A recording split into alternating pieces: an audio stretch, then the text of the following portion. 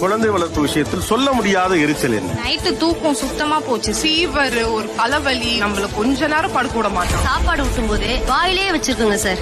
இதை குச்சி வச்சு குத்தலாம் போல வருது. நம்ம ஒரு ரெஸ்ட் ரூம் போறோம்னு வச்சுக்கோங்க சார், ஃப்ரீயா கூட போக முடியாதுங்க சார். ஐயோ, மதர் ஃபீடிங் மாதிரி இன்னொரு பிள்ளைய நினைச்சே பார்க்க கூடாது நினைச்சேன் சார்.